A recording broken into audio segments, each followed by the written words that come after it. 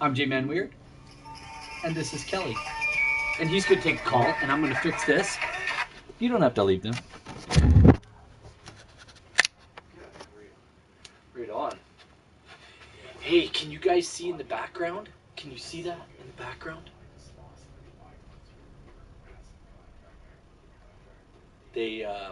I got the new sound barriers, the new sound things, and we'll be getting rid of the 8 cartons real soon, and we'll have nice new sound barriers there. And back here where the other one is sitting, it's just sitting on the floor right now, but there'll be a new one there, and then one back behind the DM's chair, and then all the way around out to the back corner where the other one was. You saw it before, so it'll be up there. So I just got to send off a tweet and retweet stuff.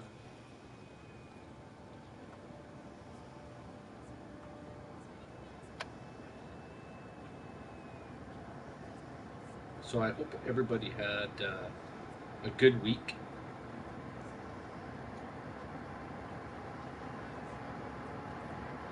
And welcome to the show. Kelly will be down momentarily. He had to take a call. And I will do this. I will relaunch Twitch.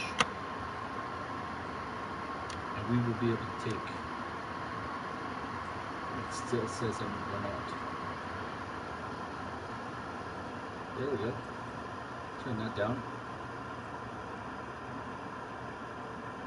All right, we're live. We are live. So you can send your questions to chat.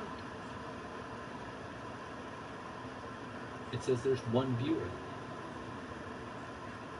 And that's good. So we'll put this here beside us. We'll kick back and relax. I got my cup of coffee. I'll fix my pillows. And yeah, like you can see just in the corner back here. I'll just go like this. You can see right there. I'm pointing to the side, but it's actually back there. You can see the new sound dampening in the studio. So we'll be putting that up. It'll end up being wherever there's wall space, there will be sound dampening.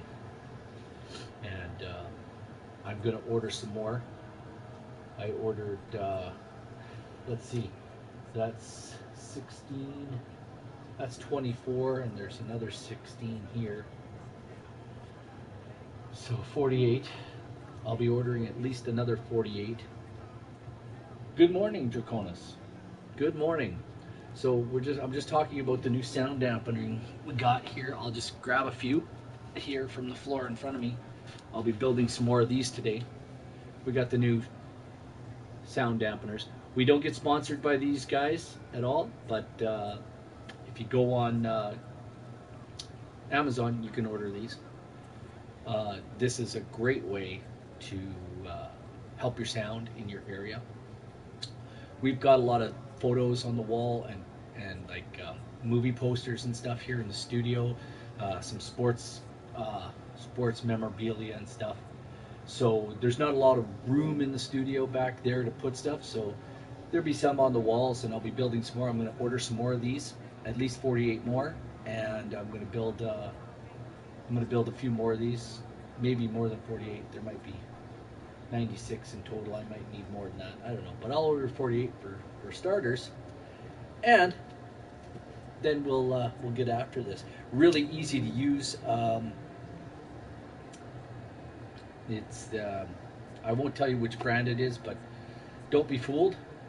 Go online, go to YouTube, and find the different companies out there, and find out which ones are the best. There's one out there that I did my research on, and it was I think they're called think they're called like Arrow something. Anyway, check them out, and we'll play some D&D. Like I said, Kelly will be here in a minute. He's just upstairs. Yeah, missed Thursday, no big deal, buddy. Not a big deal. You can actually watch it on Twitch. I will be putting up the first episode on YouTube that's edited probably tonight or this afternoon to see. I'm still editing part 2 of Thursday's episode, and I will have it up. I'll have part 1 up probably tonight. I'm editing part 2. It should be done tonight. I'll have that up by Thursday next week. And I will start editing episode 35 next week. Maybe even tonight. Who knows? Depends on how fast I get done. I got lots of stuff here in the studio. We are tomorrow, Thursday, this Thursday coming. Side Quest will be the last episode of the new year. Last episode of the year, and Thursday was our last episode of our little D&D game. We will still be doing a Saturday show throughout the holidays. As much as possible, I will tweet it out. I'll let people know what's going on. Not that we get like a ton of viewers here, but it's always good to come and chat and whatnot. But let people know what we're doing. If you like us, like, subscribe, all that good stuff. Oh, who's this?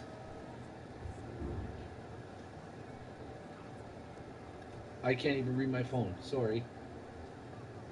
Do your drafts. Last episode of our D&D game made your brain pause. Oh, IQ Vine. Excellent.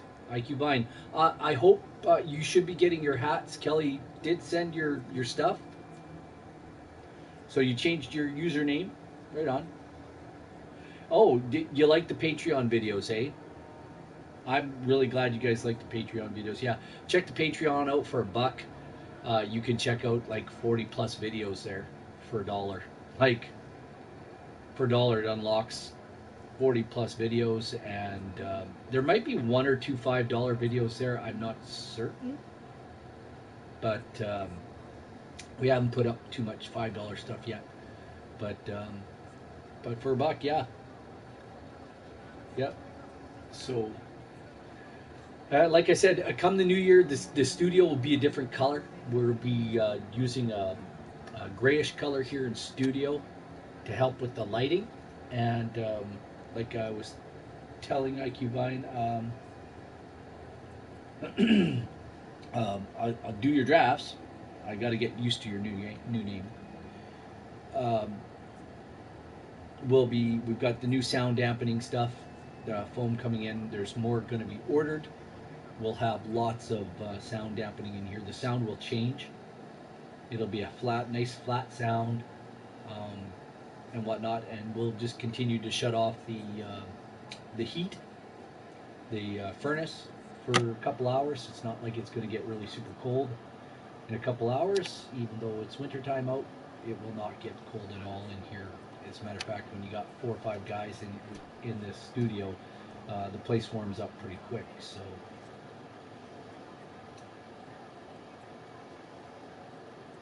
Oh, good. So, do your drafts? Are we following you on Twitter? If not, I will be sure to do that after the show. That's not a problem. And Draconis, I believe we're following you on Twitter, if I'm not mistaken. So, anyway, you got your coffee. We got the okay. We got the coffee. We got the game.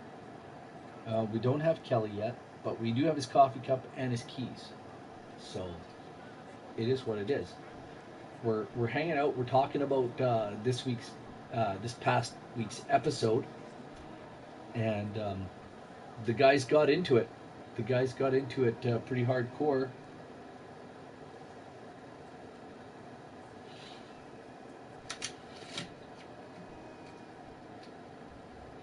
So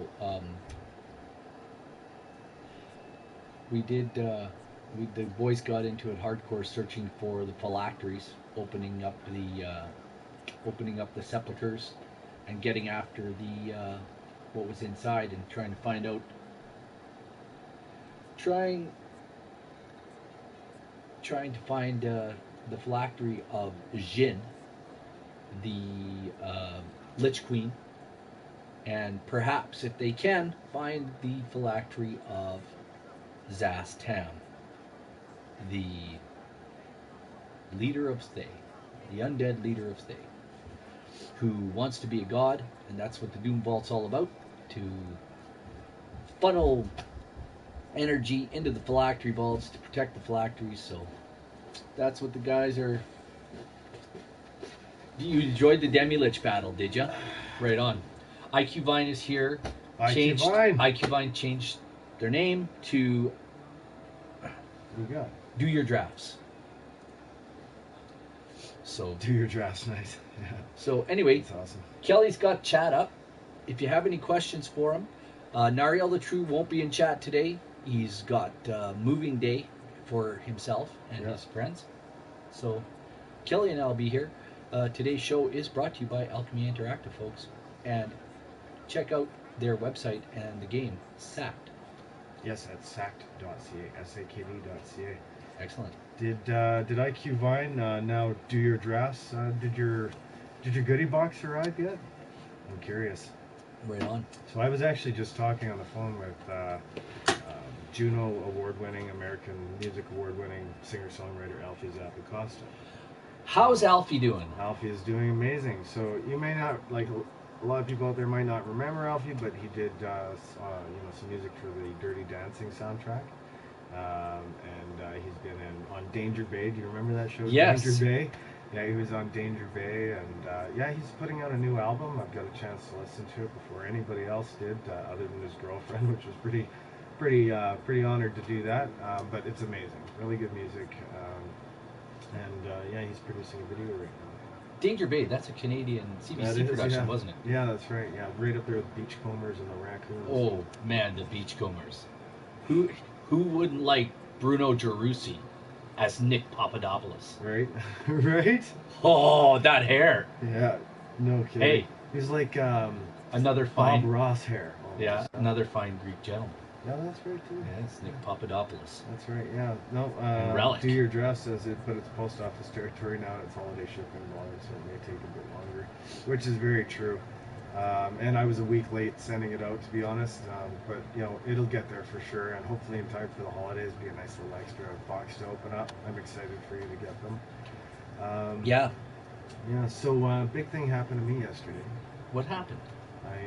After 5 months of working on that really, really big contract, they pulled it. Well, why did they do that? The day before I was about to present it. I don't know. They laid a lot of blame on me. And that's fine. I mean, you got to roll with the punches too. Some people misinterpret their own failures as other people's. I'm not one to just start pointing fingers and stuff like that too. But the failing, I think, lied in just not sufficient planning. So when the project came to me, it was really big project, really exciting, lots of big names attached to it stuff, and I refused because the project budget was just not there. And I said, well, what is your budget? They declared their budget, and I said, well, let's try and stick within that, and I'll fit as much as I can within that budget. I'll try and do what I can for it. And then we built it and spent the last 5 months building it, but the first 5 weeks were spent with 9 other designers, and they basically fired them because none were hitting the mark. The design of the site was very minimalist, very simple, and it's good, it's elegant, tasteful, and there's not a lot, like it's not busy. There's, they wanted it animated and something special, which is good, we do that. And so we built after, all these other animators, not animators, all his other developers, designers, they basically fired them all. And I said, I was getting sick of it because I was like, I'm never going to get paid for this job. I'm never going to see an end. Because in the beginning, you take the deposit for the website development. They hired somebody else to do the design, the graphic design of the website. And I'm like, okay, that's fine. Thanks for the deposit. And then, you know, it was kind of being put on me to project manage all these designers through the first 5 weeks. You know, with him side by side, kind of thing. You know, being creative control, if you will. And then I just got sick of it. I just like, you know, if we're going to keep recycling designers, none of them are hitting the mark. I designed something one Friday night, slapped it on the board, went to bed. And then I woke up the next morning and he calls me up and he's like, who the put this up? Who is that? Who put that up on the site? And I'm like, whoa, man. Like, I'm just waking up and I'm like, holy cow. Like, settle down. It's just a design. I can easily delete it from, because I had it in the layouts. Yes. So he could see it beside all the others. And he's like, I love that. I Yes. love that. And bam, I was hired to design the entire site, like 38 pages. Well, it ended up being like 46 pages, you know, with all the blogs and stuff like Yep. that. And so I designed all of that myself in just a few weeks, and just like blasted that out. And then they want, of course, the development fell upon me. Now the design ended up being 10,000 times more sophisticated than the original scope. Yes. So when I scoped it, I said, okay, here's X amount of dollars. That's for this. I'm expecting what you're showing me. He gave me some example sites, very elegant, minimalist, da da da da da. In the end, it was full rock and roll, full, like, wow, it's a visual art piece. And everybody who saw the site said the same. But unfortunately, I ran into a wall about 10 days ago where the Mac browser, curse you, Mac! Mac, Safari, and Chrome do not function the same as PC, Safari, and Chrome. And Safari, of course, is a native browser for Macintosh devices. Yes. And Macs generally are the preferred platform, or so they say, of music professionals. Yes. So this had to do with a lot of music professionals and stuff like that. So, you know, the site was being demonstrated on a Mac. And so we hit a problem where, bam, suddenly things didn't work and things were kind of broken on the site, only on those two platforms. So, you know, I dropped everything, put everything I had. I actually dumped a bunch of my savings into, like, you know, hiring additional groups because my team couldn't figure it out. We were baffled. And again, the site's a little bit experimental. So, you know, we thought we could, we got in, but, you know, sometimes you're just not good enough and you got to accept it, right? You got to reach out for a little help. So that's what we did. And, you know, I took the reins. I wasn't about to wait on, you know, oh, what do I do?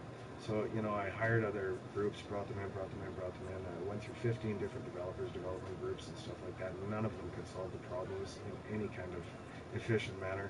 Finally, we, you know, met up with we had another guy brought in that was a friend of another person that was hired to come on and help do marketing and stuff. And these two guys are amazing. Like, I mean, they just really, they helped pull it together. They were fixing like lots of the errors in Macs and cleaning up code and stuff like that because, like, I mean, we were struggling in a couple of spots. And you know, we thought we were getting close to a fix, and all of a sudden I just get the email yesterday and they said, you know, that's it. And you know, basically like, you know, thanks to you, we're failing at this and da da da da da da. You know, so it was a lot of guilt kind of ladled out before they were like, but you know, we accept full responsibility as the, you know, the management of this company and da da da da da. You know, so it was like guilt, but we accept responsibility. Yeah, we'll blame you first. Yeah, we'll blame you for everything first, and then, you know, and I pulled out, like, I went way above and beyond the Call of Duty every step of the way. So this is one of those instances where normally I'd feel terrible because, you know, of what they said and their, what I see that their impression was. Yes. And honestly, I love the guy that was running it. Like, I understand right now he's just speaking out of, like, anger or frustration Yes. or disappointment. So I understand and I forgive him for that. But at the same time, I'm not to blame. Like, I'm not. I went the full gamut. Distance. Yeah, I went the full distance and then some. I went the full distance, hurdled, and then did the long jump. And unfortunately, you know, I couldn't pull it through. So it sucked. But yeah, it's all right, dear Drafts. I appreciate that for sure. That sucks. Yeah. I'm really not. I'm sad now. Well, it's I'm a little disappointed. You know what? For you. You have to I'm look. not, I say Don't be little. sad. The important thing is like, yeah, don't be sad, and that's an important thing for myself too, and my team is because, you know, you have to face those moments in life where there's disappointment or struggle. I mean, there were times where I wanted to scream. There were times when I definitely, you know, was like ready to explode. You know, just dealing with the frustration and the anxiety past the deadlines and stuff like that. You know, because things were carrying on. But at this point, you got to take the good with the bad. It was a good learning experience. It was, you know, I really gauged like where our maximum levels and where we needed some help in our own skill level and our own skill sets, and things that I won't do next time. I did get to meet some really good people. You know, regardless of how those relationships might turn out now, the experience for meeting them is good, and there's benefit from that. I learned from them. So you know, I'm just gonna take it as a 0.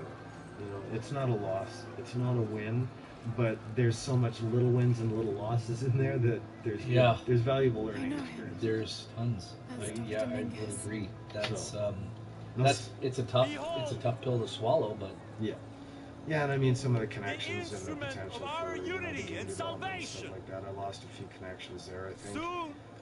But you know, there's others to be made. It's a really big planet out there. It's 7 billion people. Can I ask you a question? Of Can course. you use what you have for that website now? Everything that you have, can you use it to? He was born here. Can you use it as Like re-engineer it? well, not re-engineer it. Well, that would be my next question. But my first question is, can you use it to show other companies what you're capable of? My late husband.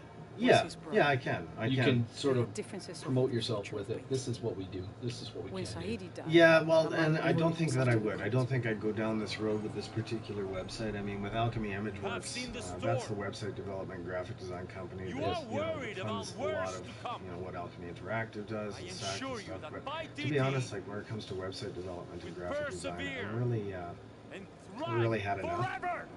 Like, to be honest, and I don't mind saying that. It's like I'm very good at it.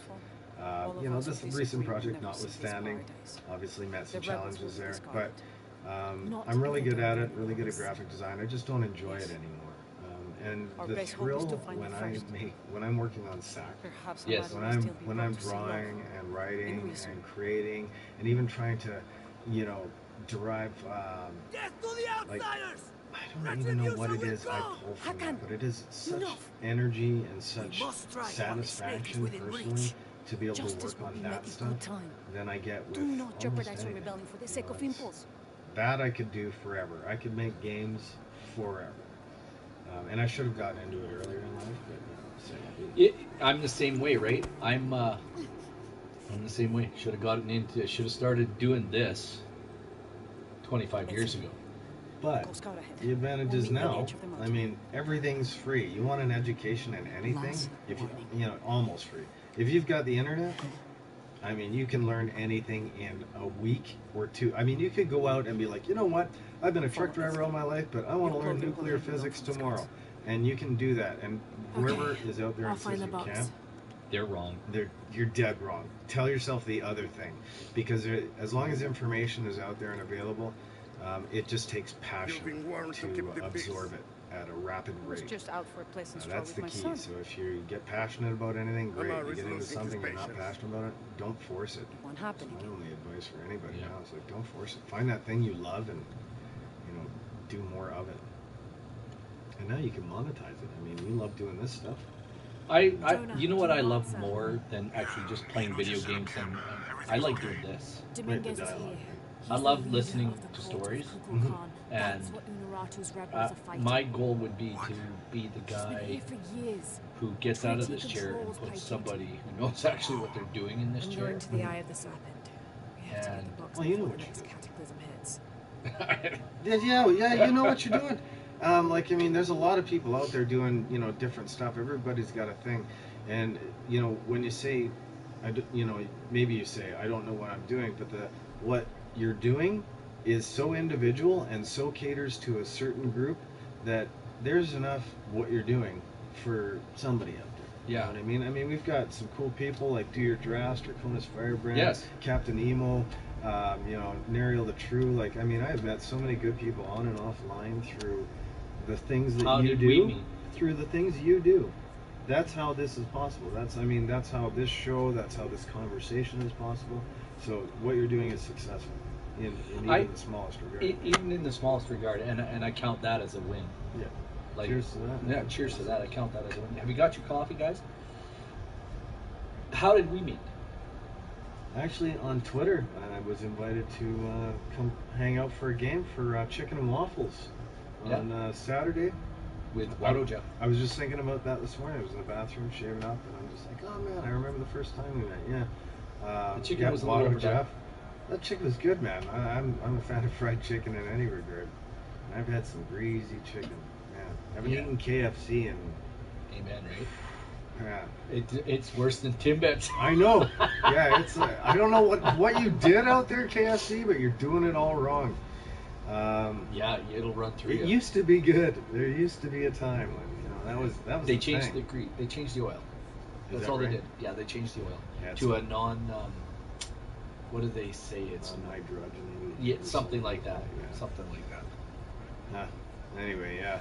The Chicken and Waffles, had a good time. Got to meet Shannon, JT, Watto Jeff, Nariel the True, and it's a big thing for me because I'm an introvert extrovert. So Yeah. when I first meet groups and peoples, I'm almost instantaneously introverted. And it takes me sometimes a long time to really warm up to speaking, let alone doing voices or anything like that for, D&D. But you guys really help, ease me out of my shell because you're so natural and comfortable with yourselves too. And that's good. I just, spend a lot of time around a lot of pretentious people, I think. Unfortunately, that's the nature of dealing with, big corporate jobs is you do run into a lot of people that are a little more aloof and a little more fake. Not this recent project. Like, don't get me wrong. Like, the guy that I work for, really awesome guy. I love him to death. Unfortunately, this project's just it went south. But he is an amazing dude. So if you're out there, you know who I'm talking about. I think you're awesome still. Yeah, I mean, the amount of people that you get to meet through D&D, tabletop role playing. Yeah. And streaming out there. I mean, I There's don't my know if mother. we'll ever be She's settling lucky matches enough to between the host gods the and her type of big game where we get What's it like outside by multiple D.C.? screens or we're able to see other people A lot of and things. them game. It's a very big world. Well, Bigger than that is a possibility here Bigger in than 100 Studio faculties. B, and Will you take me Yeah. there? hopefully, I think your Yeah, mother do your might have drafts. something Building to a say community about like that. this one is a major achievement. Yeah, paying you're attention to looking the for chat is room is also a major How achievement, will I as know you when can I found see. the right chamber? But yeah, you're absolutely right. Like, it is a If you huge survive, achievement, and it's not easy. You can find your way back through the old what you're irrigation doing, system. bringing I'll meet you bringing this to the rest of the Be world. I careful. mean, it's not easy. The cult Setting often it up, patrols me. recording, editing takes like ridiculous. It's right amounts there. of It's time. it's halfway through part 2 of this week's episode, right. and I'll See, be and done. you're almost caught up. Well, I'm almost done this episode. Yeah. And usually, if I can get it done by Saturday, I'm good. And then next week, what I'll do is episode 35. So I'm going back to the. Okay. And I think I've only got like 14 more episodes to do to be caught up. So it takes up my weekends right now, a good portion of them, especially the older. You get weekends. Especially the older episode. Well, no, not really, because I end up working at this. Right. But honestly, it's like you said. I'd rather get up in the morning and do this all week than Oh yeah. get up at 3 a.m. and go do my regular. If I day knew job. I had to get up and play D&D or hang out with you guys or come hang out and play video games with all of you in this world and out there, if that was my thing where I woke up and I'm like, that's what I got to do today, I'd wake up happy Damn, every day. eh? Oh, you'd just like, man, this is bliss. Like, cool people, cool stuff, tons of adventure, tons of imagination, creativity. I mean, that's like just like, yes, bathe me in that stuff. Like, seriously, it's like I want to do amazing. I want to do some stuff with golf in the summertime. Oh yeah. I want to do some YouTube videos. Oh, streaming golf. Not stream it, Yeah, you but got the big indoor setup, right? no, No. no. I thought, how are you whacking balls down here? Well, I've got a big net. I've got a big net in the thing in the cupboard there back there, and I hang it And you can get a full swing in here, right? just with my irons. Oh, But you can see the ceiling, the drop ceiling is damaged. right. But yeah, I can get a full swing. Hmm. I use That's foam amazing. balls because we did take out a $1,200 TV. Right. I hit it right there, and it split the screen. That side worked, this side worked, and then this piece right in the middle didn't. Right on the side here. Yeah. So right about where that pole is on the side of the wall there, That's where it ended. that's where it didn't work. Yeah. So it is what it is. I actually got a But- D&D game tonight with another group of friends. Oh, wonderful. Yeah, and actually, the campaign that I was writing and hoping to start this November before this insane website started and took up 5 months of my life. The campaign I was writing is actually two separate story paths, one for this group and one for that other group, so that eventually I'll bring you guys together for the final battle. So are we going to start that in the new year? Yeah, for sure. Yeah, it'll be after February. So February, we're looking at crowdfunding SACT. Mm-hmm. That's a major thing. We haven't even really talked about that. But yeah, February, I think February 20th, we'll be launching the crowdfunding campaign. We're working on trailer materials and some extra gameplay stuff. We're putting that together now. So when we launch that, it'll be a 45-day campaign, hoping to generate sufficient capital to keep us working on that game through the year. Yep. And get that launched.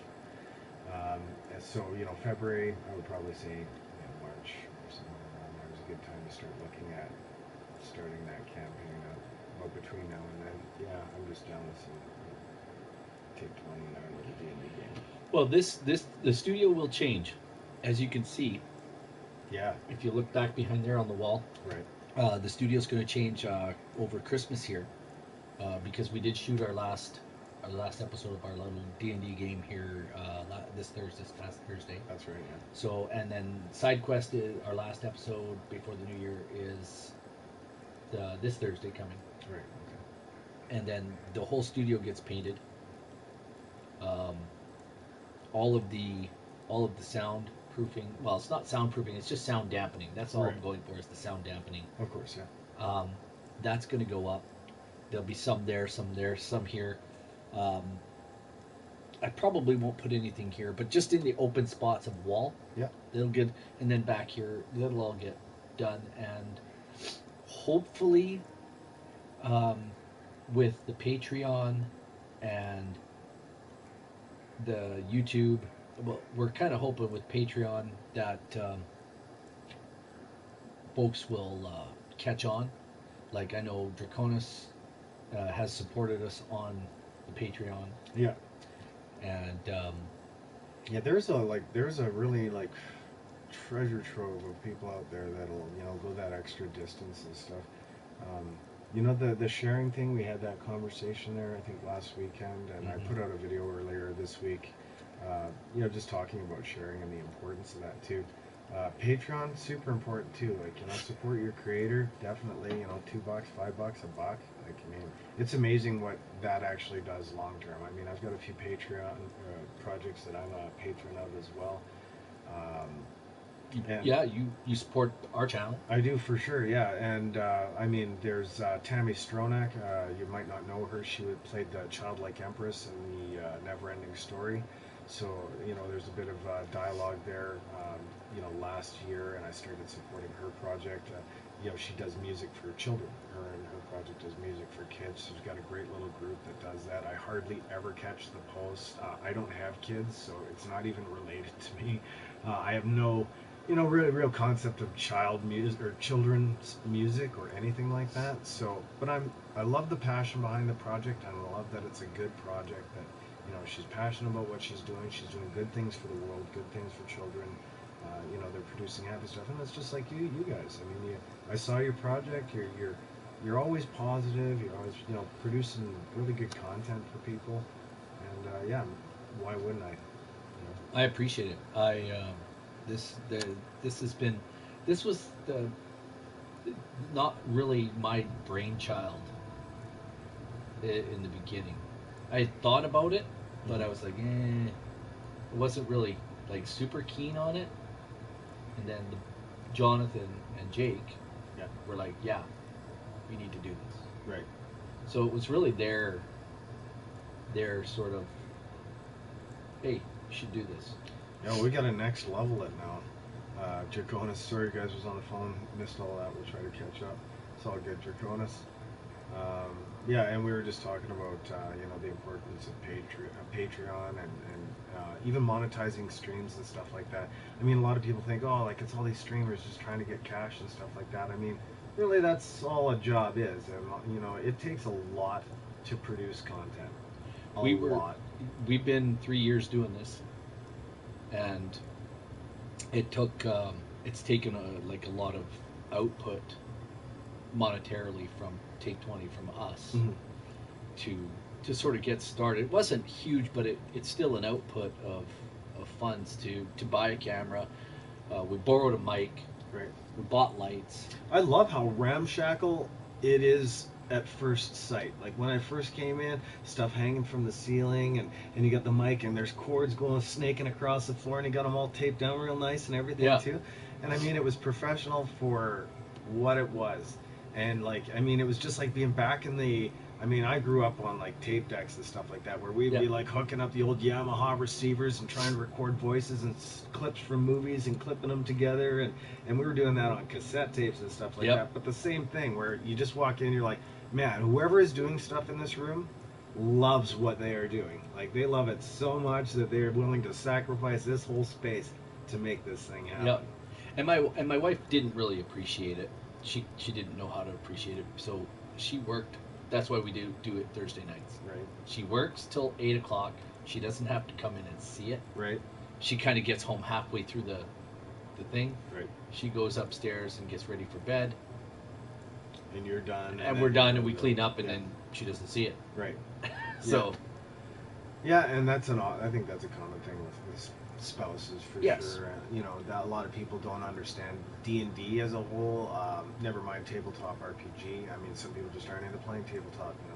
I've met couples where the guy is like super into sports and like doesn't like anything that could be quote unquote nerdy or geek culture, and his wife is just like ultra like goes to the cosplay things and like she, so they say opposites attract and stuff, and sometimes there's that understanding. But I have met a couple of people where they are not getting along on the same field because of the TTRPG addiction, if you will. Like where they want that in their life so much that they're starting to question their own relationship because they're happy doing what they're doing. So it's a weird thing. No, my wife often says I'm an extremist. I go to the extreme on one thing or another, and we disagree on it, but we're happy to disagree. Mm-hmm. I think that if you have a nice balance, if a person has a nice balance in their life, and I think I've got that nice balance now, where I get to play once, I get to run the game, I do a little editing. Mm-hmm. In the summertime, I play lots of golf, and it gets balance. And I think that's where people they get out of balance. Yeah, dear Drastic lucked out with their spouse, a nerd spouse. But her first DM's wife wasn't a fan. She still adopted all of us and fed us on game nights. Sweet. See, I love that. Where regardless, there's a community feel going on there. It's like Draconis is like, hell yes, community is not always free. I hate ads, but just as ads. But when presented with content or through things like Patreon, the pay-to-play model is by far the best. The ability in that model to pay what you can versus not, here is a set price or don't participate. Yeah, I totally agree. And the prices for some of these Patreon projects, even Goblins of Mordor. I mean, the guy's working. I mean, that's a job. All he does. That's all he does. Yeah, and for $1 or I don't think Michael's is as low as $1. He does have $1. Yeah, I mean, $1 a month. That's like literally $12 a year to help support somebody's creativity. Who is like, and Michael's like a super positive guy. He's super supportive of his patrons. Mm-hmm. Never forgets people. And I can't say the same about when I do Patreon stuff. I'm so scatterbrained. Yeah, and it happens too. I mean, but when you start getting funded so that you can pay attention more, that's the thing. Is like, I'm sure there was a time where Goblins of Mordor was not, doing as well, or where he wasn't communicating all the time and stuff like that. But as that support builds and they can spend more of that time talking about and doing what they love, that's where that content comes from. I mean, the patrons are really helping to produce that content. It's not you're putting, here's a free coffee or here's a free. No, Yeah. you're literally giving that artist or that creator the opportunity to do more of that stuff Yep. And like literally for a buck. for a buck, $5. I mean, Yeah. even $5, $60 a year. It's like, I spend more than that for sure on long distance phone calls in a month to people I don't even Like, no. Yeah. So, I don't think that's a really big stretch. It's just a shame that more people it's a culture right now of, we're really hard to let go of, those possessions and stuff like that. I think like it's a very materialistic culture in general still. I mean, it has been for, as long as we've known. Yep.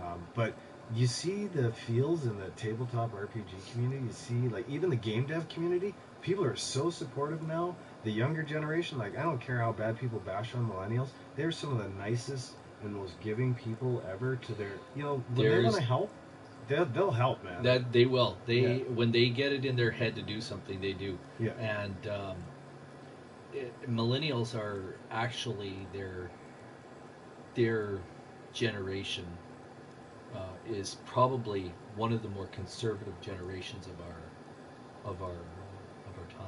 Yeah. And this is not stuff that I see, and I feel this is stuff that I've gone onto YouTube and watched videos and Mm-hmm. read some articles, and the millennials are, believe it or not, a very conservative group of people for the most part. Yeah, they're like, I don't know, they constantly get touted as like snowflakes or liberals. They're all like Lots of them, wishy-washy. I'm not going to say that lots of them don't have different views, because they all have, everybody's got a different There's view. just a general culture of acceptance there now. There and, is. And I mean, it's really hard for the baby boomers to break through that, because they're literally spinning a wheel for, like, the millennials are responsible for the downfall of the nectarine industry. Yeah, I mean, they're literally rolling the dice on what, they're blaming the next generation for. But they're moving like they're even this generation now, because we're moving out of millennials. Because my millennials are all adults. Yeah. Well, I'm 45 too, so I mean, it's like my whole generation is. We're still Gen out- X. Yeah, we're Gen X. So like having right on that cusp of the old way of thinking Yes. and breaking into the new way of thinking. That's where we're at. We're kind of in between. Yeah. And I don't mind the old ways, but I'm almost 50 now, Right. and I'm getting to the point where I'm moving. I used to be really, really more liberal in my thinking, Okay. much more. Right. But today I'm like looking at it each and every day. I look at something and I go, "Gee whiz, we do have to love people and accept people for where they're at. That's the key right there. Love, man. Not even just accept people for who they are and where they're at, Yeah. and treat them the way the Treat good them with Lord. respect. Yeah, treat them the way the good Lord wants you to treat them, and that's with some decency and respect. And you can agree to disagree with people. That's Yeah. okay. I know, like, and it's. Well, But- just generally, and then- if everybody went on that whole, treat people as you would like to be treated, we'd all Yeah. be off better for sure. Draconis rates here. When we played face to face back in the day, it was at the DM's house, and we all brought food and drinks, so the DM didn't have to pay to play, and didn't have to travel. It isn't any different. And back in the day, whenever the day is, at least for me, we would carry hockey bags of books for Right. D&D across town, like walking 40 minutes Yep. to stay overnight at a friend's place, to just play D&D. D&D. Oh yeah, man. Overnight. I love that stuff. And usually his parents and stuff, they put up chips. And, Yeah. I think we kind of took it for granted a little bit. I mean, we were polite and stuff, but we took for granted the amount of support the parents had for their D&D Right. groups back then. Yeah, I Dear get it. Drafts writes, my current players club together to help me buy the module. We do take delight as a generation in killing industries, though. Yeah, lol, yes, you do your drafts. Diamonds are forever if you have no vision. Pardon me. Yeah, and diamonds are just a rock. Always look at boomers as the oldest siblings. Xers me as the middle child, that's Draconis, and millennials as the youngest. I'm an older millennial, so the boomers are mom and dad, Gen X are older siblings, and Gen Z are the kids. Yeah. And But now- we don't agree on killing some industries or the norm to force movement. 100%.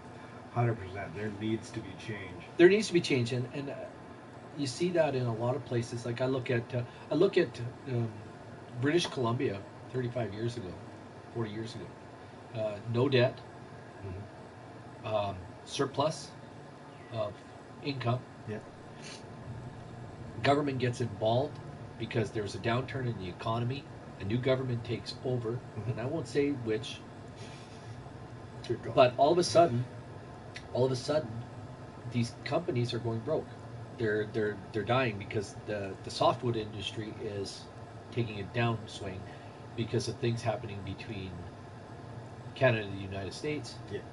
These companies start dying, and that's not just in the softwood industry, it's in all industry, and the government starts throwing money at these companies. Yeah. And all of a sudden, subsidies and stuff like that too. and all of a sudden, they're like, let's advance 40 years later, Mhm. it's a total turnaround from where they were at. Yeah. Draconis is right. Things have to die. You know, we have to have fall. Bailout culture. Yeah, no doubt. We have to have fall in order to have winter, in order to have rebirth Yeah, and spring. Yeah, well, it's like the oil industry. On the one hand, you've got the polarization of the oil industry saying like, no, oil's going to be here forever. It needs to be here forever. And then you've got this polarized flip side that says, no, let's take oil right the heck out of there. And then you've got this fine line down the middle that's saying, hey, like, I don't understand what's going on with either one of these sides because you can't just yard this out of the economy You can't. overnight.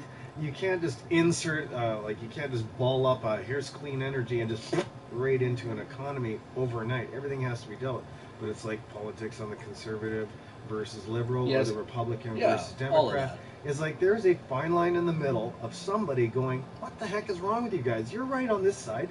You're right on this side. You're wrong on that, though. Like, it's just sensibly you're, wrong. yeah, and you're wrong on that. Like Right. You both have wrong and you both have right And things. that, to me, kind of feels like where a lot of the millennials are coming in, is they're really coming in that fine line where they're seeing how ludicrous polarization is, and they're like, hey, like, can we not make sense of the middle Now, ground? is it the millennials that are coming in there, or this generation just right after the millennials? Well, yeah, for sure. It gets better, I think, with each. I think this new generation, because we've had millennials and there's a new generation, I don't know what the name of them are, but they're even more conservative as younger people between the ages of 10 and, I'm going to say between the ages of 1 right now and 16 or 18 or Yeah, whatever Gen Z. generation.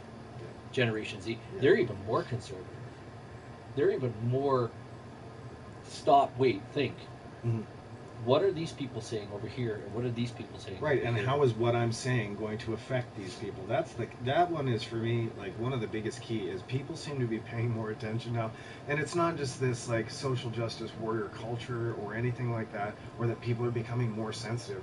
I think people are becoming more aware, woke, if you were, or if you will rather, about just what they're saying and the consequences of their actions, Mhm. consequences of words, consequences of. You can't just fire something out on Twitter these days, and hope that that's not gonna catch some traction if it's the wrong thing.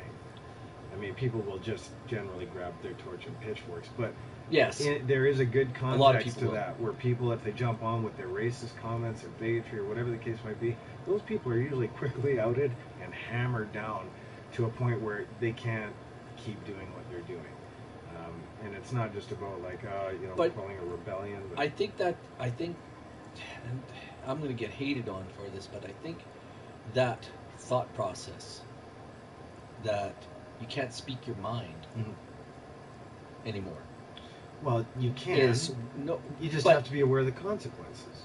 Yes, but all of a sudden everything Has a consequence. it's so like everything has a consequence. Yeah. You can't even be a comedian in this society anymore. That's And- because comedy as an entity has changed. I mean, it is like totally changed. It's not Eddie Murphy anymore. It's not, you can't get away with what Richard Pryor was saying. You can't get away with any of that stuff now because people are generally more aware of other people's feelings and how that might Yeah. be. I mean, there's you don't joke about sensitive subjects like remember I was saying how people dealing with sexual assault in tabletop RPGs Yes. when you have things Yes. like happening in there, and how some people are super sensitive to Yes. even the mention of that. That was something that people didn't give a shit about before. If you hurt somebody in that room, generally they were too hurt, and they wouldn't say anything because they knew they would be, chastised for it. And now it's like it's not like that. It's like, people are more aware that they shouldn't be saying shit like that. And that stuff, even for, I know, it's a good subject to talk about actually, because when back in the '80s, Mm-hmm. when that stuff was very prevalent, at the table that I played at, the DM that I played with, he's the one who taught me how to play the game. Those subjects Mm-hmm. were off the table. Right. And so they should be. Now we do in in our game, we've touched on slavery, Mm-hmm. the slave trade, because the gang, including Boar, Mm-hmm. was sold as a slave. Right. But we're always fighting against it, right? Yeah, you're fighting against it, but those are subjects. See, I don't mind touching subjects like sensitive things in an appropriate fashion. Oh yeah, for sure. I mean, But that's how there are it's gotta some be done. things there are some things that are just like, I don't want to even go there. Yeah, the definition of appropriate has changed. I think that's what it is. There you go. And there's some things like I won't even touch, like um, in our little D&D game before we started, we played an adventure called The Long Road, Mm-hmm. and that's kind of how we introduced some of the characters. Ren Buckley was there, Boar was there. There was a few other different characters. Rob played a different character. Brendan played a different character. Okay. And it was the prelude. It was the lead up story to what we have now, and Mm-hmm. there was some other themes in there, some other sexual themes in there, Right. and I didn't have to go and get weird about it Mhm. and just get graphic or get really nasty about it. Right. We just hinted. Kept it Playboy instead of Penthouse. Is that what you're No, saying? Or you know what? We actually kept it um, cutscene, like really, like generally even more PG than Playboy. okay. Yeah. Like less, like that's restricted. It's fine if it Adult. illustrates the story. It just illustrated a portion of the story, Yeah. and that's it. Yeah. So there's some things I just don't want to. For me, as a dungeon master, I don't want to have nothing to do Yeah, with it. Draconis writes, I agree. That end of it needs to stop. The issue I have is like going back to call up old stuff or the way people acted. If they change, they don't. Yeah, you know what? That point is probably one of the most significant things I have to agree on. Is that changing things from history is the biggest mistake anybody can make. Amen. Yeah, if you go changing history, you want to wipe out racism from like 100 years of history. Like, don't be stupid, because people will not have a good frame of reference as to what racism is and what Amen. racism looks like. You know what? You want to show somebody about bigotry and about and things of that nature. Mhm. Man, put them in front of Archie Bunker. Oh yeah, yeah. I mean, we used to watch that show when I was a kid. My parents would watch that show. No, I'm not gonna lie. When I was a kid, I loved Archie Bunker. Mhm. I loved it. Did you see the one where Sammy Davis Jr. kissed him on the cheek, and he just like, Yeah, just like. But it was all about that show was a lot about race. They didn't touch on most other subjects. They stayed well within the racial, but you want to understand something. Back then, people understood that you didn't single out one, because it was basically a comedy show. Yeah. You didn't single out one group of people. You picked on everybody. Yeah, although the one thing I will say in that nature about not changing the past or history is like pulling down statues of people who are obvious assholes. Like, I'm okay with that. I don't think that those people should be idolized, and if there's a big bronze statue of somebody responsible for genocide somewhere, yeah, yank that thing down. I.e. Stalin. Yeah, exactly. Like, yank that stuff down. You know what I can't get over, though, is the fact that there's still so much separation between countries. Like, when you go to one side of the world, there's still, doing things to people in ways that are so beyond outdated. At least from my frame of reference. I don't even know if it's just perspective or if it's just simple reality. But the thing is that there's things happening on one side of the planet that are still out of 300 BC, while on the other side of the planet they're in the 24th century, and then over here on the other side they're in the 18th century. there's still no general global Well, that's like culture yet. and you know what? That's coming. Um, just read. Just read into 1984. no. Read into the last book of the Bible, into the Bible, into the Revelation, and it's coming. It is on its way, and it's well on its way. I do enjoy like general theology and studying the stuff and how it relates to what we're going on in the real world here, because it really is. It's coming. Like you're talking about all this stuff, like global community, global. That's all. It's on its way. Yeah. It's going to happen. Yeah. Whether you or I or anybody, Yeah. it's all going to happen. That stuff is going to be a thing. Yeah, do you see? I do think the Confederate statues here need to come down because they were all erected as part of a revisionist history anyway. For sure, good or bad, there's a lesson to learn from, right? Yeah, if it's not acceptable, then tell the history and why it is acceptable. Bingo. Right. Yeah, exactly right, Stu Joss. For sure. Like, there has to be a point to it. You can't just like grab your torch and pitchforks and pull it down without explaining why it's just not acceptable. Well, my dad has or had a bust of Robert E. Lee. He. But I mean, that's what we were like. Like I wasn't raised on that, but I mean, we were. Well, But I my did watch dad- Dukes of Hazzard but religiously. Let me tell you that. My dad, by no means, was a racist, or was he came from Germany. He was an immigrant here in Canada, Right. and didn't speak a word of English when he came here. Well, and I think a lot. And of, he had to face the discrimination here of people who hated Germans Mhm. when he first moved here. Right. So he knew about that kind of thing. And even in Europe, he had to face the discrimination of people who didn't like Germany after the war, not for what he did, Right. but for what certain leaders in his country did. So that's not. Yeah, it's a weird time that we live in. Like it's such a constantly shifting spectrum of acceptance over analysis. Just introspective analysis. Like everybody, really assessing who they are and what they're saying and what they're doing against the grand canvas of what's socially acceptable. It's just really weird to see so many people like really judging what they're saying, and I see it all the time now. Instead of just being, blurting out the N word because they're just, yakking about whatever, or blurting out some misogynistic remark. I mean, the toxic masculinity thing is actually like been an annoyance of mine since I was a kid because. Right. But you still need men in the world. But not toxically masculine men. I mean, like Not the type of men that are going to. like I don't hug a bro. You know what I mean? It's like, you know what, I give hugs all the time. It's like, I'm not. There's nothing wrong with that in the Middle East. I know, but to give somebody a hug Yeah. is a show of respect, Yeah. right? When somebody comes up to you, if they're your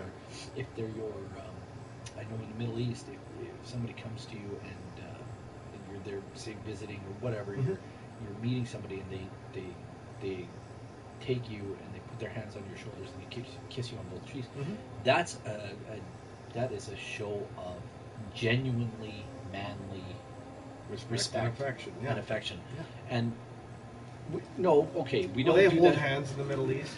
Like when I was in Greece, the people kiss Yeah. on either side of the cheek. It's a very European thing to do. I love it. It's like, there's so many people. All you got to do, like what I found being a Canadian, all you got to do to get just a little bit more eye opener is just go somewhere else. Yeah, Go to another country. Go to the States. You think all Americans are bad, or you think all Canadians are bad, or all whoever is bad. Go and experience the culture. Go on, and you'll see that the news just distorts so much. everything. And we complain about Donald saying, "Oh, it's all fake news." Guess what? A It lot of is it fake is. news. Yeah, A lot of it is fake news. A lot of it is crap, because I visit with people and I talk to people. I go to Quebec and I visit with people and I talk to them, Mhm. and they are like, I don't know what people are saying Like I don't know what the news media is saying about we hate Albertans Right. Toxic. I like this. Yeah. because they don't. This stream is supposed to be Tomb Raider and side chat. Now it's political chat with a side game. It's all very civil, and I like it. But that's how we should be addressing these issues with civility and care and love and kindness and openness and a willingness to disagree and say, hey, we Yeah. had a great chat. Yeah, exactly. Toxic masculinity is bunk, right? Draconis Firebrand. These types are just dicks, plain and simple. Yes.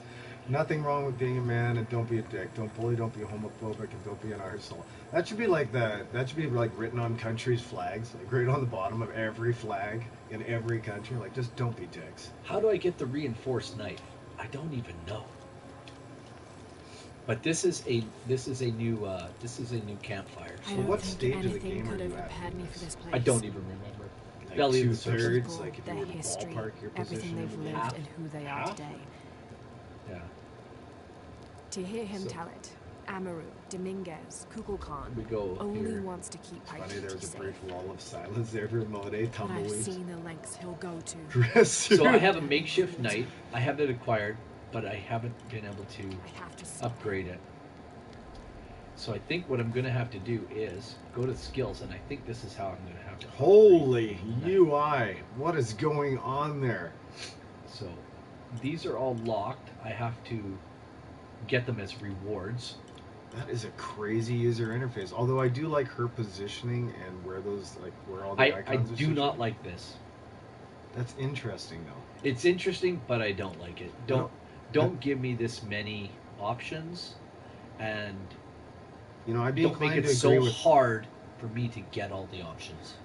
For me, and it's because I haven't. Did you start with all these icons at once, or do Yes. you slowly get them? Oh, you slowly get them. Now, do you slowly get them, or are they all displayed and then they all light up No, as you get them? they're not all lighted up. Okay. They do. Or wait a minute. Because it would be very. Some of them do confusing. come later. Some of them do come later. Like if you were to just give this to somebody all at once, say, "Hey, here, figure out these 50 odd symbols that are like half Well, Aztec, half." this is the warrior. The red stuff is the warrior It stuff. does remind me of The Mayan green, calendar. or the blue stuff is the perception, Okay. how you look and see and interact, Gotcha. and the blue is the damage that you're able to do and the upgrade, like the bullets and so your weapons get an upgrade here. A lot of snake references here. Well, yeah, it's Snakes. Why Why did it have to be snakes? but it is Incan and Mayan history here. Yeah, Mostly. like or mahjong. Mahjong. Yeah, it almost Love it. Yeah, Deirdre to say it reminds me of the Mayan calendar, or like that cross with dominoes. It's like it kind of reminds me of the mahjong tiles for sure. I'm I love this. I've always loved this game right from the beginning. I started playing it back when the kids were. Oh my gosh, Johnny was just a little fella. He's like 4 years old when I started playing this. So back late '90s. I mean, that's got to be a crazy thing for. I mean, for me, like I said, I don't have kids. I'm 45 now, but for you to have kids that are now all grown up, Yep. and like working tough jobs out in the field and stuff, and like, Yep. but playing D&D here, and like, I mean, for the first, few weeks, I think you've mentioned John was your kid a couple of times, and it just like floored me. Yeah. Because you look very young yourself. So when you're all shaved up and stuff, standing beside John, it's like I'd swear you guys were maybe 10 years apart. Nope, 20. Yeah. Yeah, definitely 20. So we're gonna go to. You're like pretty close. You're like, I think it was 12. You know, but the funny thing is, I was ready to have. Like I wasn't maybe mentally ready, but when I was 16, I knew I want to have a family. Oh, really? Eh? Yeah, I want to have a family. I want to have kids. Those are things that I desire to have. So I'm only going to be able to use the bow. Yeah, they Check really this did play up the whole Mayan calendar thing with the menu. The whole game is really Mayan everything. It's interesting because the first other language I learned to write must be the and read place that's besides English mentioned. was Mayan, Aztec. Yeah. like drawing all the little symbols because I was an artist when I was a kid. So it was Right. like I think I was in grade 6, and I was like pulled out books from the library, and I knew what every single one of those little symbols meant. Don't have a clue now, but I had this piece of art that I'd drawn, like this huge thing, and it was like all written in Aztec with like, it's crazy. And then, Steady, Laura, steady. So I almost died just now. yeah, I noticed that. The other thing I noticed was that a lot of the things that should be visually accented so that the player knows that they're That is the white. interactive. Is the white part. Look at this guy. He's had a bad day. I just got injured. I'm gonna be sick. But like that vine, I mean, against the dark background, it was really difficult to see. Yeah, and that's where some of the developers get a little bit. That's why I always play games. But is it realistic, right? I think it's realistic. I Yeah. think that this stuff would be dirty and grungy and hard to see, and But I always set my games at the highest level of difficulty. lighting, Oh, so I can see everything.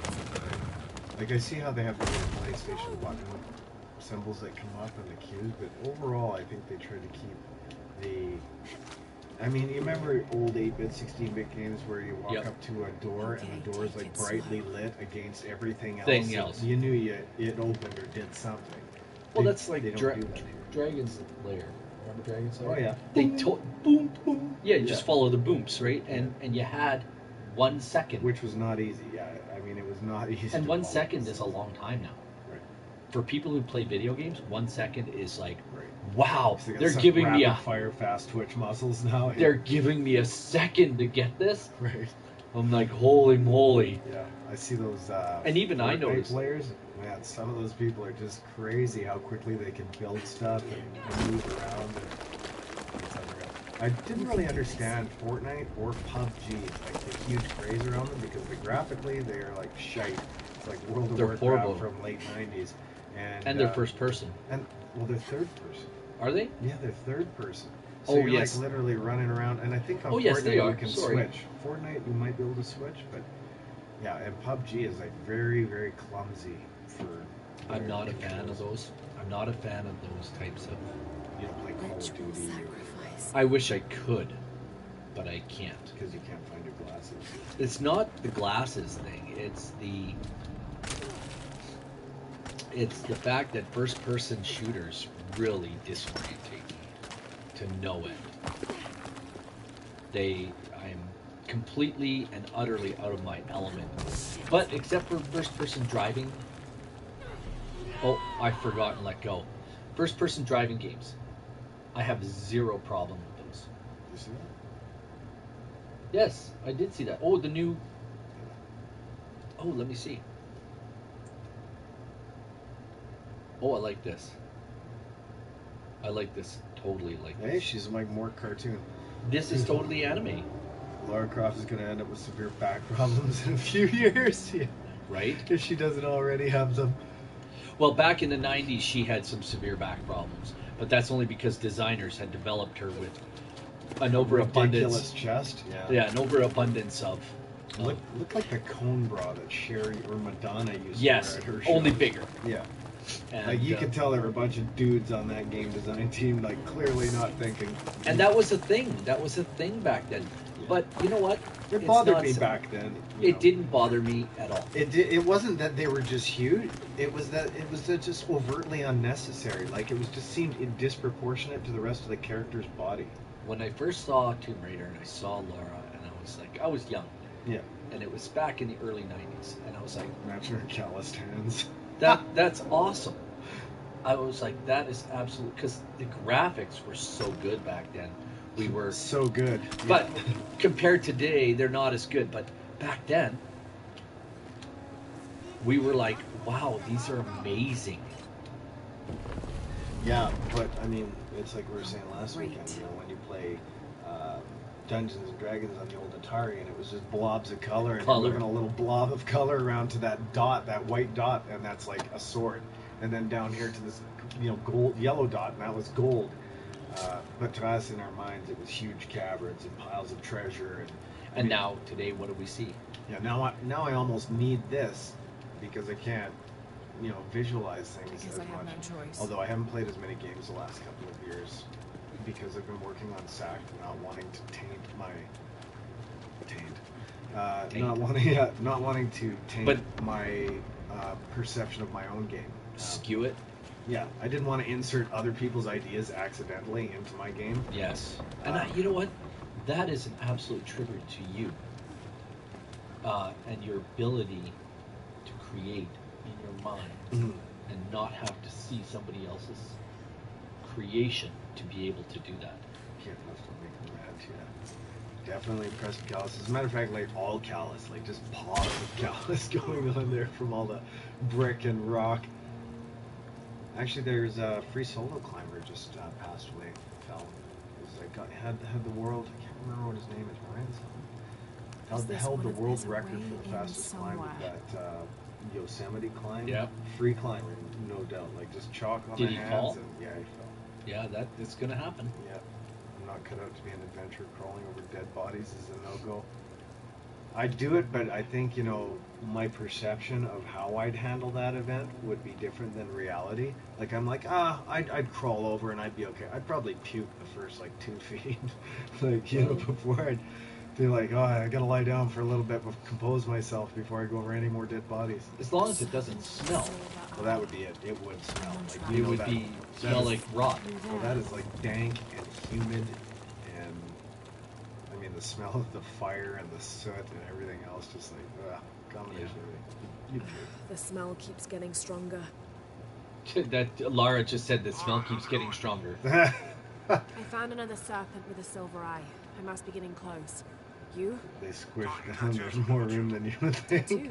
I'm afraid to ask how you know. If I'm not mistaken, we're in for a big battle here pretty quick. I mean, Yeah, I don't think I'm so. gonna. This is a huge battle here coming up. for me on the adventure though, I've skydived a few times. I've done my solo jump and whatnot. So Oh, have you? Oh yeah. I haven't done it yet. But what you just did right there, that is a no-go for me. I'll crawl over dead bodies, but that leaping from 50 feet off of a precipice to try and grab a rope, This is a big battle, and it's a very tough battle. yeah. So I think I'm It's just like a Game of Thrones thrown in the background there. Well, yeah, all these really weird creatures start coming in through here, and you got to jump around and try to avoid them, and you got to kill 8 or 9 of them, and it's really tough. The first time I did it, I had my hiney and You gotta get off that rope. You're tweaking me right out. It's stop hanging there, Lara. You're gonna fall. Looks like this is the only way, okay? Yeah, height's not my thing. I want my guns. Yeah, deer drafts nothing to do with heights there. Oh either. no, it's not this one. So you push this here little thingy, Okay. and it lights this stuff up. And now you're gonna get ambushed. No, it's not this one. I was mistaken. You know why the floors are red, eh? That's not paint. Yeah, right? Okay, I gotta open some things up here. Yeah. What do you got going on there? Some acid squirting, some oil? No, that's it's oil. It's tar oil. Okay. So Well, you gotta one fill or the the pool other. up. You gotta fill the pool up, and then you take the fire from over here Light it, and you light it. and then it tracks along that. Tracks track. along there, but burns burns the debris. you gotta fill up the. So you shoot Well, those. this seems simple. You shoot that. You shoot this out. And now on the Hold other it down. side, right? Full Nope, of just oil on one side. And blood. See that? Full of oil and blood, Wow. and then it leaks out. Watch. Yeah. Flows down the channel, and then you strike that. Look at. See, it's coming out. It's just going. Do. Yeah. That's so 8-bit. It is, yeah. That's weird that they would even do it like that. And then you light it up and you burn that thing down. But the fire looks good, eh? Look at the fire. Look It's at. like national treasure. It sure is. That barrier's down. Cranberry sauce. Need to keep Oh. moving. Imagine that, eh? You go in here, why does it smell like turkey and a floor covered in cranberry sauce? Because it's Thanksgiving. Yeah, 20-foot turkeys wander in with forks and knives. Like, guess who's on the Baba menu? Yaga. Baba Yaga. Tomb Raider, Thanksgiving. The Thanksgiving of Baba Yaga. In a world where Baba Yaga is out of turkey. Where the world where Baba Yaga is the turkey. Yeah, see, like, no way. No way. You're like, I am going to die or break something now. Is this some kind of bloodletting chamber? This is some kind of bloodletting chamber. This is another puzzle. Although, it would be very cool to find a place like this. And to, like, be the first person in there in hundreds of years. Here's the fires. Wondering who's stoking these fires to keep them lit all this time. Yeah, so what you do is you open up the... Whoops. Open up the thing. Yeah. And then you come down here. Must have taken hundreds of sacrifices to get enough blood to fill these channels. Oh, and you turn that? Yeah. And then they say it must have taken hundreds of sacrifices to fill the blood, to fill these channels. Right. Whoop. Almost had it back there. Oh. Yeah, you only have so much time, so you got to actually look. Whoops.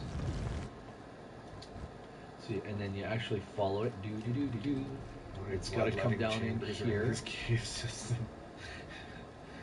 It is fast burning oil too. It took nothing to ignite. Okay, it's got to come down into here, and if you can see your path, see where it empties out here. Yep. So that's no good. We need this channel. We need to have this one.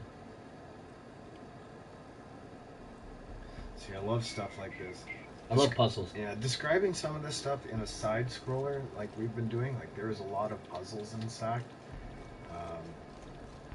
You know, I can reveal one because you know it's where you're away from playing it, but there is one stage where it involves gelatinous cubes. Yeah.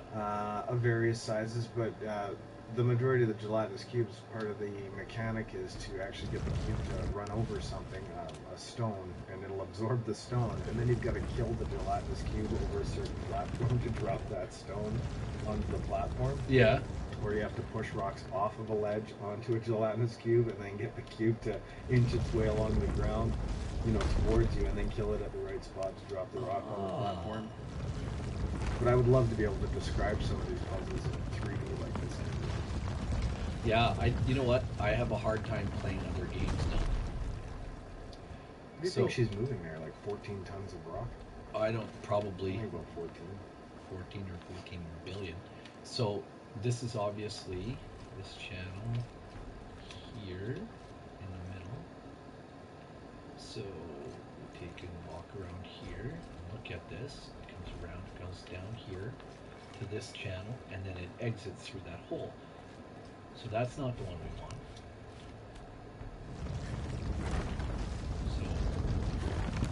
So see, it lifts it up.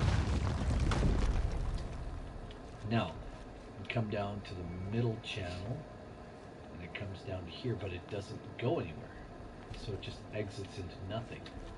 So what you're supposed to do... Man, I'd love to see this game in 4K. This thing is, like, the interior detail is beautiful. It is a little different, like the color. We're going to go one more time. The color spectrum's a little dry. I would like to see a bit more. I think it would be more contrasted in 4K. I think you would see these colors differently, wouldn't you? Am I wrong? I think so. Like, I think you would see them, you know, maybe more vibrancy. Okay, this definitely not what we want. We want this. The rotate the bottom pole. Yes, we have to rotate the bottom pole. Exactly. I just can't remember how to do it.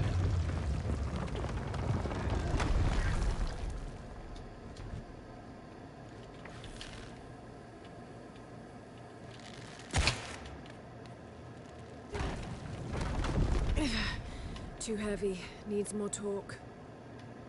Don't you need the blood to flow? I think I have to hook it up to this somehow. Rope around the top. It's either here or... Okay. Around the top of that. Is on that pole behind you. Yeah, I can't remember how.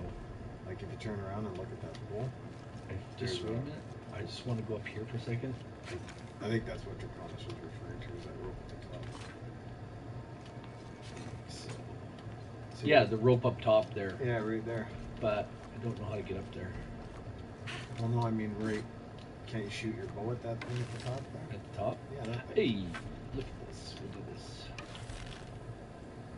Yeah, Go that backwards.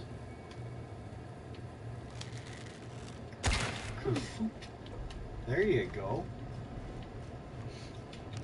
We'll see. Now you turn it at the same time. Yeah, buddy.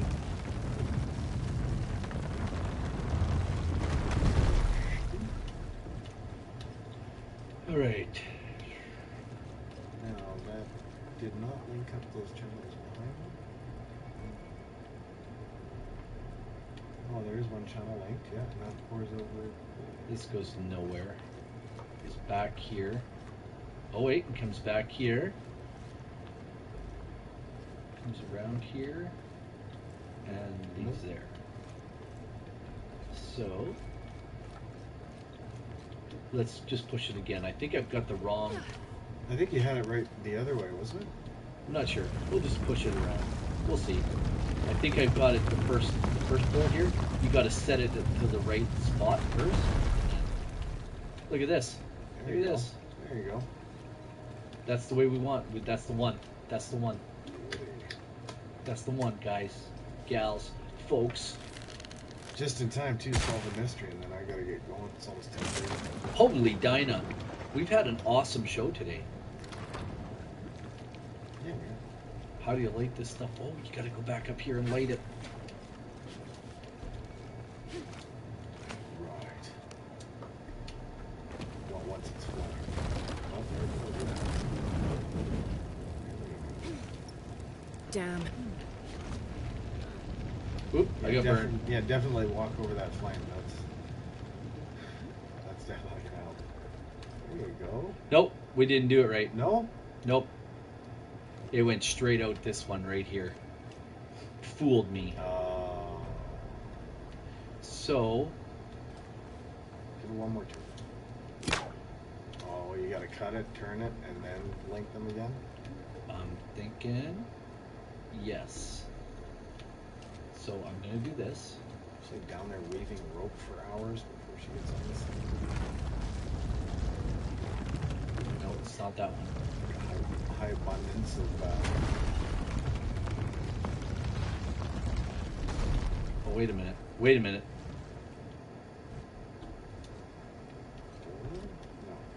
Can't go through that path. no, that's coming around. It's still leading to that one hole over there. Isn't that the hole it's supposed to lead down into that skull mouth? Right here. Oh, Then right. you burn this away. Right, okay. But that's okay. You know what? We can figure it out next time. Sure. I tell you what, folks. It's been a great show today. And Yeah. I want to say thank you to you. Thanks to your dress. Thanks, Draconis. Absolutely. We don't do a show unless we have somebody here to watch. It's not a show. It's not a show without chat, and it's not a show without everybody. Hey, we appreciate all your guys' support, and we hope you come back on Thursday night for Thursday. Side quest. Yeah. And then we'll have this show every Saturday morning throughout the holidays. Yeah, dress is. It's been great. Draconis. All See right, you guys. We'll see you next time, right Guys here and on gals. right here. On Take20 plays Take- video game. Plays a game. Yeah. Nice. Bye. Bye.